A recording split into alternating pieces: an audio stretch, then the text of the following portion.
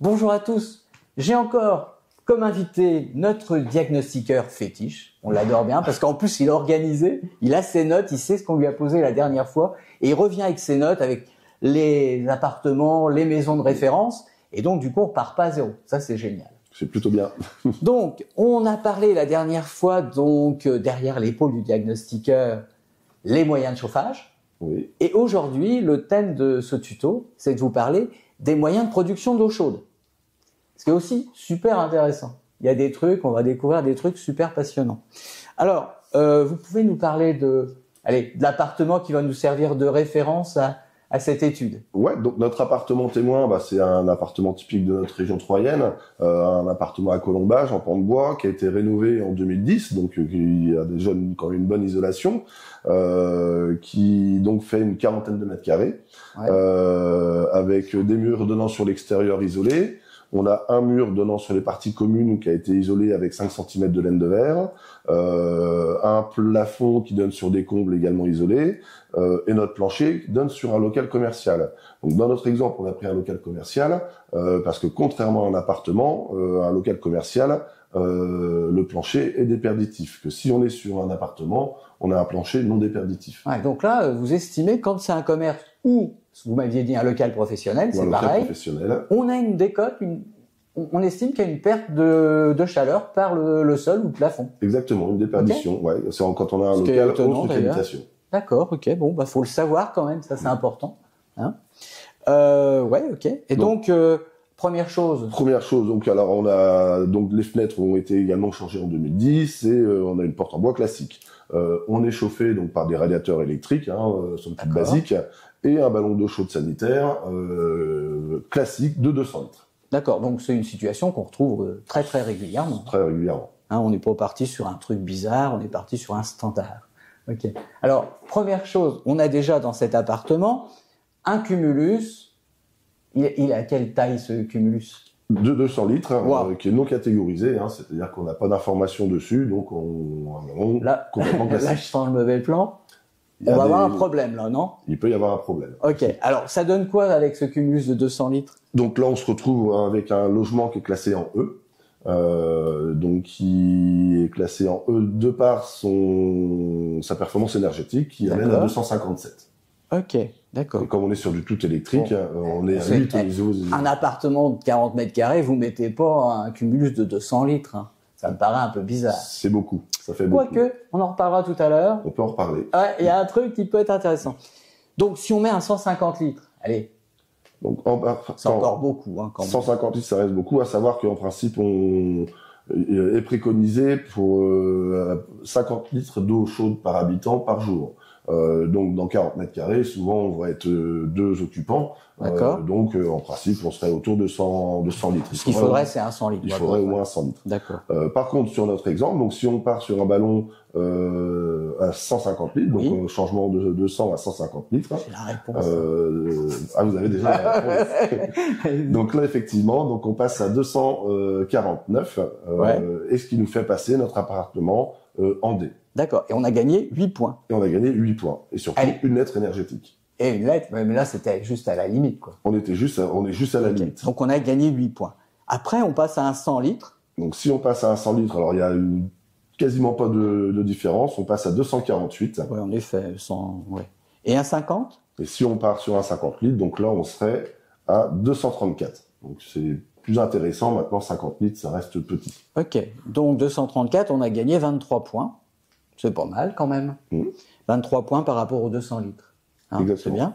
Bon, maintenant, il n'y a pas que les cumulus. On peut aussi avoir une production toujours électrique, mais en instantané. C'est exactement. Ça ouais. Le principe en fait d'un chauffeur instantané, c'est qu'on on évacue le problème d'un maintien au chaud de l'eau en température. Donc c'est l'électrique instantané. C'est ce qu'on appelle et donc on a une déperdition quand on la maintient quand même au exactement, chaud. Oui, forcément. On a donc ça devrait peut-être être meilleur, ça. On sera meilleur. Donc si on part sur un électrique instantané, on sera alors toujours en D, mais on passe à 227 au niveau de... D'accord, donc par rapport à 257, on a gagné 30 points. Quasiment, ouais.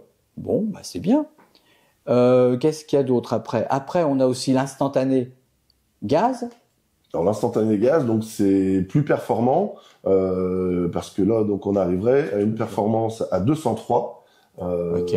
Donc, alors on reste toujours en D, mais On gagne encore. Là, on a gagné 54 points quand même. On gagne encore. 54 points. Exactement. Par contre, cela implique, si on a tout un système d'eau chaude, de chauffage électrique et de passer l'eau chaude au gaz, d'avoir un contrat complémentaire. Donc après, il faut voir économiquement la rentabilité du projet. D'accord. Alors, il y a aussi une autre chose qu'il faut voir parce qu'on en parlait tout à l'heure. Moi, je parlais souvent, on met des plus petits cumulus ou des plus gros, justement, pour le tarif jour-nuit. Mais on n'est pas obligé de passer au tarif jour-nuit, surtout que le tarif jour-nuit, il y a une période où c'était hyper intéressant parce qu'on avait le tarif de jour qui était au même tarif que le tarif réglementé, et le tarif de nuit, on était gagnant. Maintenant, c'est plus tout à fait ça. Le tarif de jour, on le paye plus cher. Beaucoup plus cher. Que le tarif réglementé. Et le tarif de nuit, on le paye moins cher, bien sûr. Mais on paye le tarif de jour plus cher. Ça, faut le savoir. Donc, le tarif, quand on a un petit appartement, l'abonnement jour-nuit, à mon avis, se justifie pas. Donc, dans un 40 mètres carrés, c'est pas la peine de monter le volume du cumulus pour se dire, on va prendre un jour-nuit, un abonnement jour-nuit. Ça n'a aucun intérêt. Donc, vaut mieux prendre un cumulus plus petit. On y gagne sur tous les tableaux. Et du coup, on n'a pas ce problème d'abonnement supplémentaire à prendre. Exactement. Hein? Alors là, maintenant, on va reprendre un petit peu le détail avec une meilleure catégorie de cumulus, les catégories C ou 3 étoiles. C'est ça. En fait, les cumulus sont catégorisés en plusieurs strates. Ouais. On a donc, sur notre exemple de base, le cumulus classique ou inconnu. C'est-à-dire que nous, si on n'a pas l'information dans notre logiciel, on doit rentrer en inconnu. Par contre, il existe d'autres catégories, la catégorie B et la catégorie C. Donc B, c'est 2 étoiles et C, c'est 3 étoiles, qui sont beaucoup plus performants au niveau de la performance énergétique. Et donc là, ça fait une différence. Et ça fait une différence parce que dans notre exemple, sur un ballon de 200 litres en état initial, donc on était en E à 257. Ouais, c'est ça. Et si on reste sur un 200 litres, mais en catégorie C ou 3 étoiles, on passe à 246. C'est ce qui nous fait gagner une nette. Donc là, on arrive à gagner une nette juste en changeant la catégorie du cumulus. Exactement. Ou en donnant l'information au diagnostiqueur. Voilà. C'est exactement ce que je voulais dire. Parce que, très important, je l'ai déjà dit dans la première vidéo, il faut impérativement donner tous les éléments au diagnostiqueur. Sinon, il vous met les éléments à charge. À charge. C'est quand on n'a pas l'information, on rentre une valeur par défaut. Et par défaut, c'est souvent, c'est plus déperditif, quoi qu'il en soit. C'est pareil, pour les petits malins qui se disent, finalement, je vais retirer le cumulus, il n'y aura pas de moyen d'eau chaude. Ça marche pas. Parce que le diagnostiqueur, dans ce cas-là, prend le plus mauvais pour vous le rajouter quand même. D'accord? Donc ça marche pas. C'est pas la peine de faire ce genre de bêtises. Après, le 50 litres en C ou 3 étoiles? En catégorie C, donc en partant sur un 50 litres. Ouais. Donc là, on arrive à 165. Non, on arrive à 229. Donc on reste en catégorie D. Mais on était à 237 avec un standard, et là on passe à 229 avec un meilleur qualité. Exactement. Donc on voit clairement l'importance en fait de la catégorie du ballon d'eau chaude. Donc vous réservez franchement les C ou 3 étoiles. C'est important de faire bien la différence. Oui, et puis ce sera pas beaucoup plus cher à l'achat. Non, je pense pas. Mais alors maintenant il y a une autre catégorie qui est pas dans le même budget. C'est thermodynamique, et puis il faut avoir la place, ou une prise d'air, etc. C'est un petit peu plus. Dans notre 40 mètres carrés, c'est pas très. Mais pour l'exercice, on va le faire quand même. Alors c'est effectivement pas très évident parce qu'il y a des contraintes architecturales qui sont liées justement à avoir une prise d'air en extérieur. Maintenant, pour notre exemple et voir l'importance. Mais alors là, du il y a un truc bizarre. Il y a un truc bizarre. Donc on va commencer, on va partir sur un 50 litres en disant un ballon thermodynamique à 50 litres.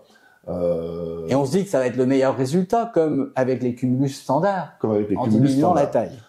Donc en passant sur un 50 litres en thermodynamique, donc là on arrive à 176 au niveau de la performance du énergétique, ce qui nous fait passer en catégorie C. Donc ce qui est vraiment intéressant. Ah, c'est bien.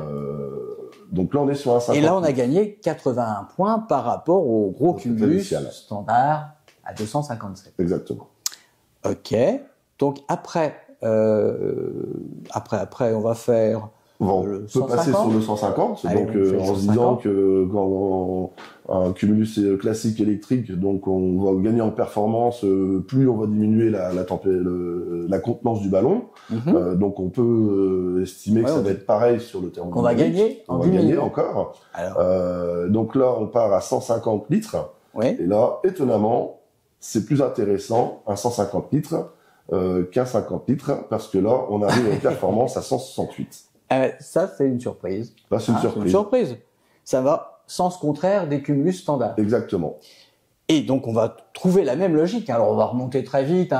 Oui, on peut aller sur le 100 litres, on l'a calculé, on est à 171. Oui, 171. Et pour finir, allez-y, le 200 litres. Le 200 litres, et on arrive à 165.